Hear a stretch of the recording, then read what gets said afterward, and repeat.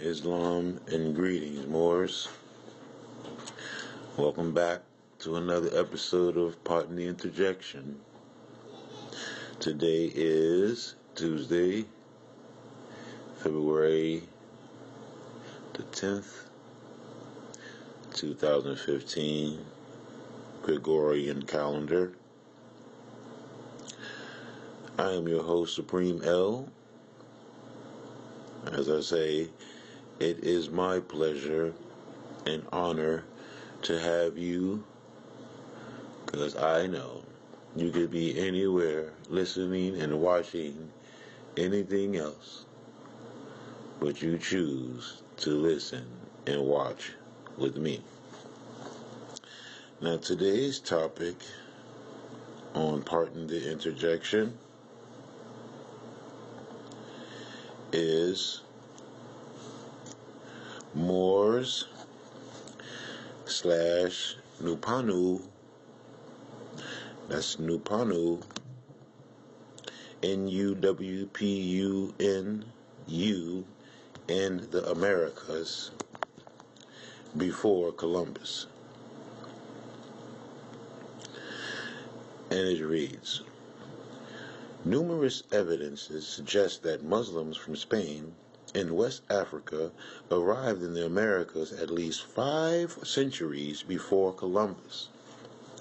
It is recorded, for example, that in the mid-10th century, during the rule of Umayyad Caliph Abdul Rahman III, 929 through 961, Muslims of African origin sailed westward from the Spanish port of Delba, Palos, into the ocean of darkness and fog.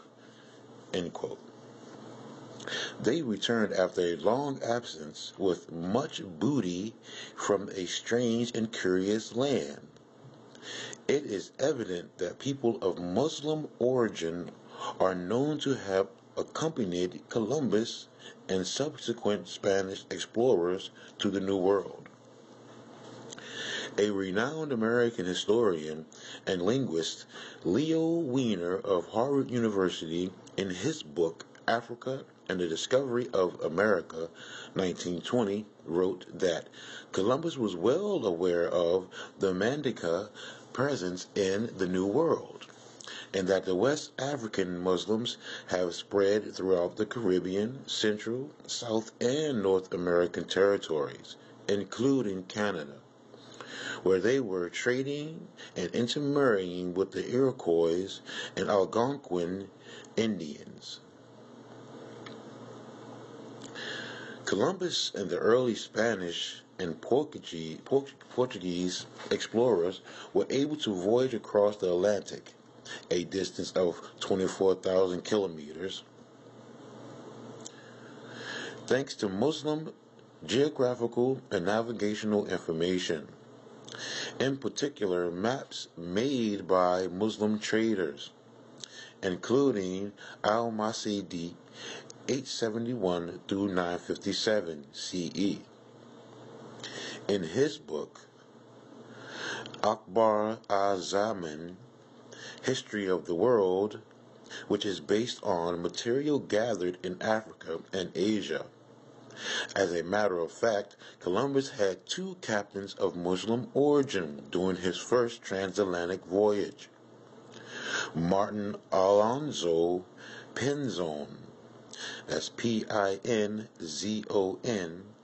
was the captain of the Pinta, and his brother Vicente Yanix Pinzon was the captain of the Nina. They were wealthy, expert ship outfitters who helped organize the Columbus expedition and repaired the flagship Santa Maria.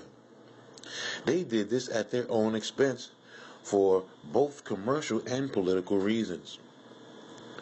The Pinzon family was related to Abu Zayn Muhammad III, 1362 to 66 CE, the Moroccan Sultan of the Merid dynasty, 1196 through 1465.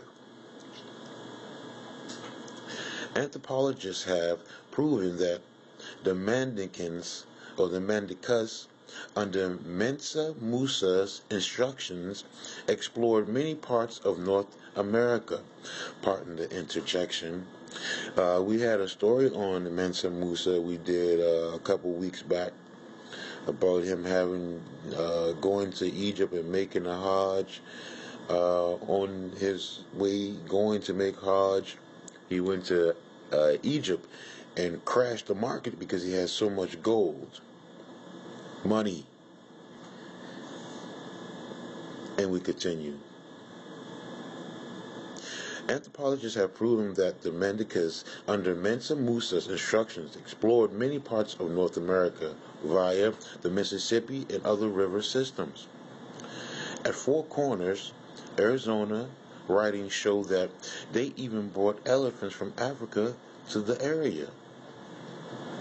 Columbus admitted in his papers that on Monday, October 21st, 1492 CE, while his ship was sailing near Gabaria on the northeast coast of Cuba, he saw a mosque on the top of a beautiful mountain.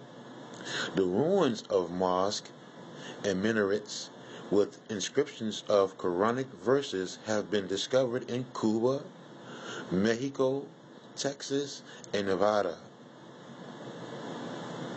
During his second voyage, Columbus was told by the Indians of Hispaniola, Haiti, which are not Indians, they're Moors, pardon the interjection, that black people had been to the islands before his arrival. For proof, they presented Columbus with the spears of these African Muslims, or Muslims, pardon the interjection. These weapons were tipped with a yellow metal that the Indians called guanine, Guanine,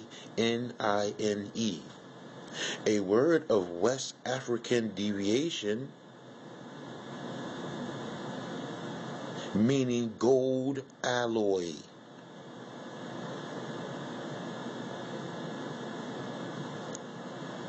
Oddly enough, it is related to the Arabic word Ghinaa, Ghinaa, which means wealth. Columbus brought some Guianas back to Spain and had them tested. He learned that the metal was 18 parts gold, 6.25%, in parentheses, 6 parts silver, 18.75%, and 8 parts copper, 25%, in parentheses.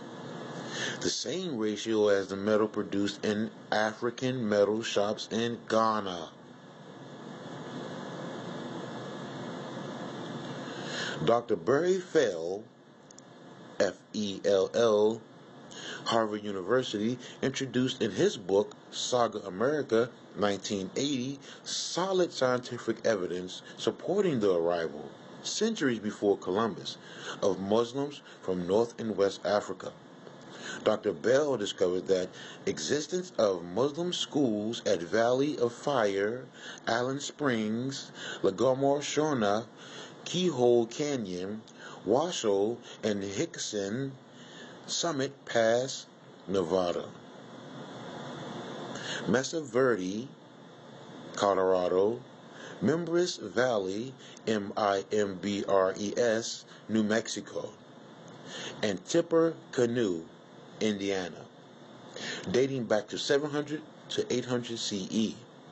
Engraved on rocks in the old western U.S., he found texts, diagrams, and charts representing the last surviving fragments of what was once a system of schools, at both in elementary and higher levels. The language of instructions was North African Arabic writing, with old Kufic Arabic script.